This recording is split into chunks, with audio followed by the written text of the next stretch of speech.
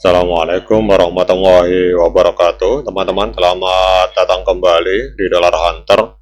Jadi di sini kita akan update informasi mengenai perkembangan dan peristiwa terkini yang terjadi di seputar dunia cryptocurrency, teman-teman. Namun seperti biasa, sebelum kita berbicara tentang dunia kripto, mari hari ini kita berdoa bersama-sama memohon pada Allah agar kita semua senantiasa diberikan nikmat berupa kesehatan dan juga diberikan keberkahan dalam setiap rezeki yang kita terima pada hari ini, teman-teman. Oke teman-teman, hari ini kita akan update informasi tentang Cardano. Ini Cardano hari ini menempati peringkat ke-10 di CoinMarketCap dan harganya hari ini mengalami kenaikan sebesar 2,12%, diperdagangkan di angka 0,6411 US dollar, teman-teman. Nah, kita akan update beberapa perkembangan terkini tentang Cardano. Jadi yang pertama kita akan membahas tentang perkembangan ekosistem dan kemitraan. Yang pertama adalah pendanaan dari Blue Whale, teman-teman. Jadi jaringan artificial intelligence terdesentralisasi Blue Whale ini mengumumkan pendanaan seri A senilai 10 juta US dollar dengan partisipasi Cardano Foundation, Sui, Tezos, dan Arbitrum, teman-teman. Jadi dana ini akan digunakan untuk membangun infrastruktur artificial intelligence berbasis blockchain. Jadi implikasinya ini kolaborasi ini akan memperkuat posisi Cardano dalam ekosistem artificial intelligence dan DeFi dan berpotensi meningkatkan adopsi jangka panjang, teman-teman. Kemudian kita lihat di sini juga Cardano Foundation mengajukan aplikasi untuk mengelola domain dan domain yang bernama .ada atau .cardano. Jadi pengelolaan domain ini dapat terintegrasi dengan NFT dan ada handle, dan ini akan membuka peluang baru untuk identitas digital di blockchain, teman-teman. Kemudian pada saat kita berbicara tentang sentimen pasar dan prediksi harga, jadi menurut analisis teknis ini Cardano perlu mempertahankan level 062 untuk memicu breakout menuju 1,9 US dollar. Jadi jika gagal maka akan terjadi resiko koreksi lebih dalam untuk pergerakan harga dari Cardano. Kemudian kita lihat di sini untuk perbandingan dengan kompetitor.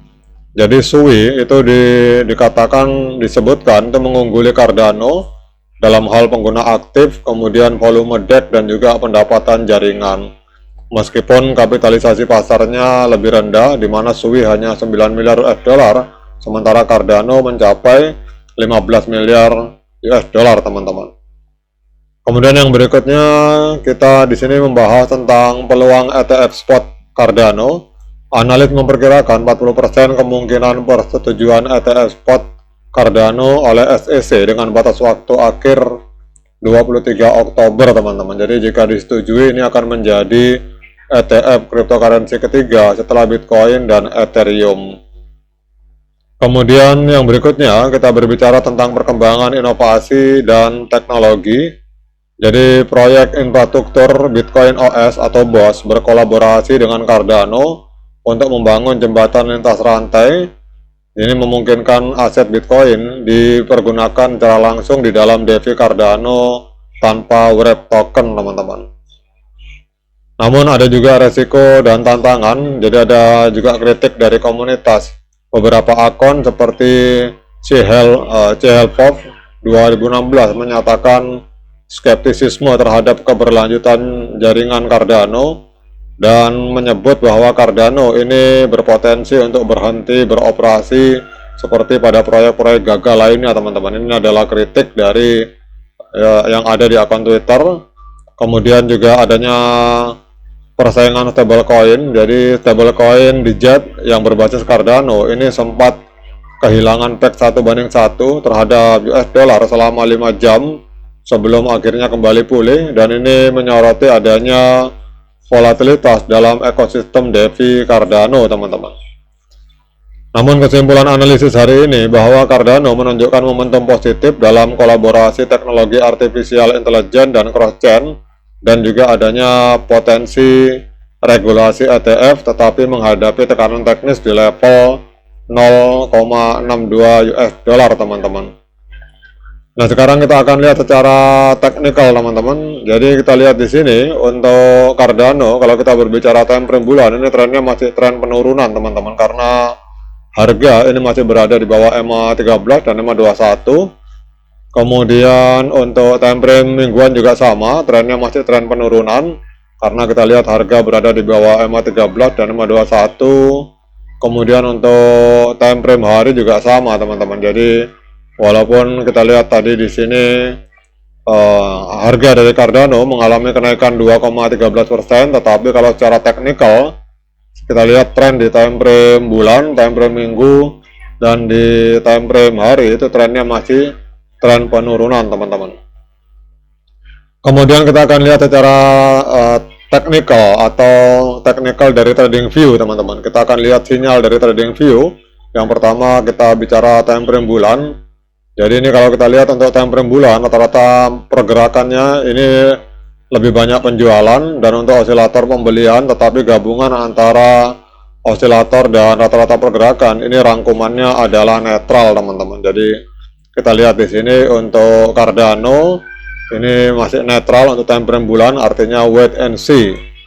Kemudian untuk di time frame minggu, moving average atau rata-rata pergerakan ini menunjukkan adanya penjualan kuat, dan osilator juga menunjukkan adanya penjualan kuat. Jadi gabungan di antara osilator dan rata-rata pergerakan ini menghasilkan sinyal penjualan di time frame minggu teman-teman. Kemudian kita akan turun ke time frame satu hari. Nah, untuk di time frame satu hari ini rata-rata pergerakan atau moving average ini sinyalnya adalah sinyal penjualan kuat teman-teman. Berarti kalau kita lihat di sini masih ada kemungkinan untuk Cardano masih terus mengalami penurunan harga, walaupun hari ini mengalami kenaikan 2%. Kemudian untuk osilatornya di time frame hari ini netral, dan gabungan antara rata-rata pergerakan dengan osilator ini rangkumannya adalah penjualan teman-teman. Jadi kalau kita lihat di sini untuk Cardano di time frame bulan ini sinyalnya sinyal netral, kemudian di time frame minggu netral, time frame minggu berubah lagi teman-teman. Jadi time frame minggu ini penjualan, kemudian di time frame hari juga sinyalnya sinyal penjualan teman-teman. Artinya tren dari Cardano ini masih akan mengalami penurunan harga, walaupun hari ini mengalami kenaikan 2,11%. Nah, kemudian pertanyaannya, apakah hari ini layak bagi kita untuk melakukan pembelian token Cardano? Nah, untuk menjawab pertanyaan tersebut, saya persilahkan teman-teman untuk melakukan dior dan investigasi secara mandiri, karena uang Anda itu adalah tanggung jawab Anda masing-masing. Oke teman-teman, demikian update informasi ini tentang Cardano. Semoga bermanfaat. Sekian dari saya. Assalamualaikum warahmatullahi wabarakatuh.